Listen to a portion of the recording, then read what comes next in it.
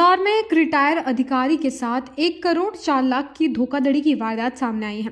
पूरे घटनाक्रम इंदौर में एक रिटायर अधिकारी के साथ 1 करोड़ 4 लाख की धोखाधड़ी की वारदात सामने आई है।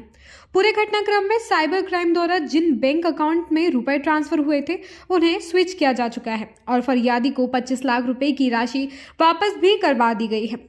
Crime branch additional DCP Rajesh Dantotia ने बताया कि बीएसएनएल के रिटायर अधिकारी ईशानी मेहता को एक महिला का व्हाट्सएप पर कॉल आया था। लगाए गए थे वह 25 लाख के रूप में दिखने लगे थे और इसी आधार पर लालच के चलते उन्होंने 1 करोड़ 4 लाख रुपए लगा दिए, जो कि 9 करोड़ से अधिक की राशि दर्शा रहे थे। जब उन्होंने यह रुपए निकालने का प्रयास किया तो उन्हें पता चला कि उनके साथ साइबर अपराध हुआ है, जिसकी शिकायत पर पुलिस ने 25 लाख रुपए खाता सीज करके दिलाए हैं। अभी फिलहाल पुलिस तमाम पहलुओं पर जांच पड़ताल में जुटी हुई है।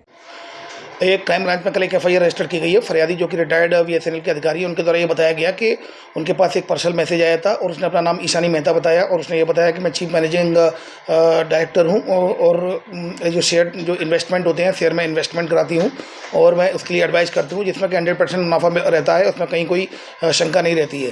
फिर उसके बाद उन्होंने एक ग्रुप में लिया गया, एक लड़के से बुलवाया, अमित हिंदुजा के ऑफिस के नाम से मिलवाया गया, अमित के नाम से, और उसको फिर एक ग्रुप में ऐड किया गया। जो ग्रुप में कई लोग उसमें ऐड थे। ग्रुप में ऐड करने के बाद फिर उसको एक लिंक दी गई और बताया गया आप इस लिंक को क्लिक करिए और आपका एक अपना खुद का डीमैट अकाउंट बनाइए और एक ऐप डाउनलोड कर लीजिए। तो उसने एक लिंक के माध्यम से एक ऐप को भी डाउनलोड किया गया और उसके अलावा फिर एक अपना डीमैट अकाउंट खोला।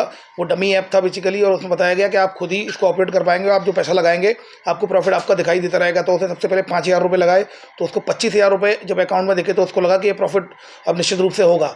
फिर उसके बाद उसने धीमे धीमे करके लगभग 1 करोड़ 4 लाख रुपये उसने इन्वेस्ट कर दिए और बाद में फिर उसने जब देखा तो कुल मिलाकर 9 करोड़ 27 लाख रुपये उसके प्रॉफिट दिखाया जा रहा था उस ऐप में। तो उसके द्वारा जब उसने निकालने की कोशिश की तो इनके द्वारा दोनों के द्वारा बताया गया कि आप जब तक नहीं निकाल सकते जब तक कि आप इसका टैक्स नहीं भरेंगे। 1 करोड़ 13 लाख टैक्स होता है।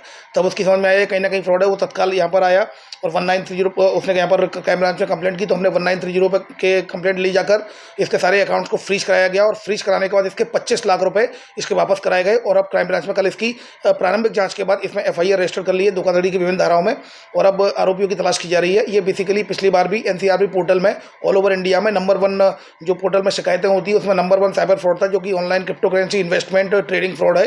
और ये इंदौर में भी जो पिछले साल 2024 में जो साइबर फ्रॉड हुए थे उसमें भी इंदौर में भी सबसे ज़्यादा जो विक्टिम्स थे और सबसे ज़्यादा पैसा गया था वो इसी ऑनलाइन ट्रेडिंग के तहत ही गया था। लोग लालच में आकर और इन्वेस्ट करते हैं और फिर कहीं ना कहीं इसका फ्रॉड का शिकार हो जाते हैं। इस संबंध में क्राइम ब्रांच के द्वारा एक एडवाइजरी भी जारी की गई है।